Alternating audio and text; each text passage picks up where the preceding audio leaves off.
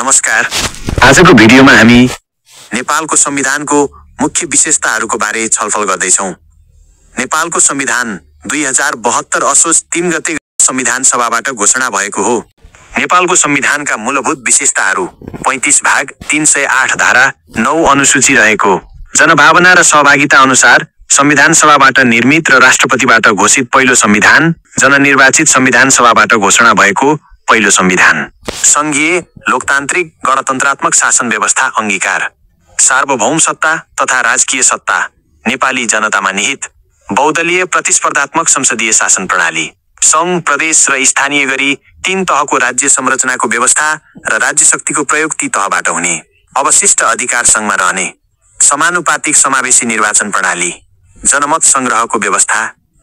संघात्मक राज्य व्यवस्था, एकात्मक न्याय प्रणाली, धर्मनिरपेक्षता र समावेशिताको सिद्धान्त आत्मसात, महाभियोग र संसदीय सुनवाईको व्यवस्था, मौलिक हकको दायरा बढाएर 31 पुर्याइएको नागरिकका कर्तव्य,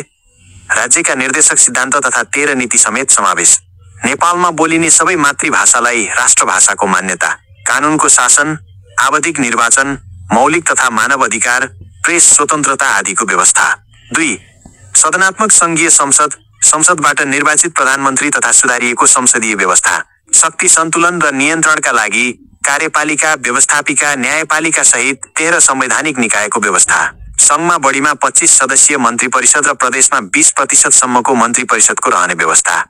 कार्यकारी शक्ति मन्त्री परिषदमा र सरकार प्रमुखको रूपमा आलङ्कारिक राष्ट्रपतिको व्यवस्था, 2 वर्षसम्म प्रधानमन्त्री विरुद्ध महाभियोग प्रस्ताव ल्याउन नपाउने व्यवस्था, केन्द्रमा सर्वोच्च अदालत, प्रदेशमा उच्च अदालत र जिल्लामा जिल्ला अदालत रहने, सर्वोच्च अदालतमा संवैधानिक इजलास रहने, स्थानीय तहमा ससाना विवाद निरूपण गर्न र मेलमिलाप गराउन न्यायिक समिति रहने व्यवस्था,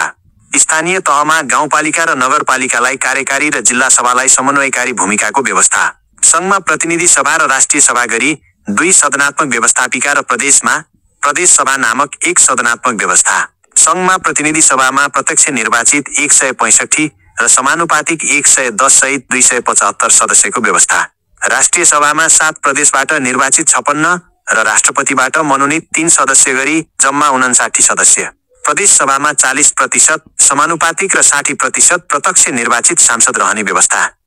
7 प्रदेशमा प्रदेश सभाबाट निर्वाचित मुख्यमन्त्री, राष्ट्रपतिबाट नियुक्त प्रदेश प्रमुख, संघ, प्रदेश र स्थानीय तहका छुट्टा-छुट्टै तथा साझा अधिकार क्षेत्रहरू अनुसूचीमा व्यवस्था, राष्ट्रपति, उपराष्ट्रपति फरक लिङ्ग र समुदायको हुनुपर्ने र सभामुख, उपसभामुख फरक लिङ्ग र दलको हुनुपर्ने समावेशी व्यवस्था,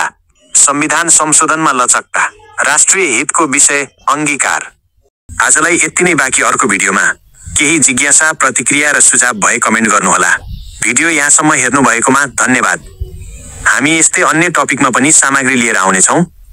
त्यसैले च्यानललाई सब्स्क्राइब गर्न नभुल्नुहोला।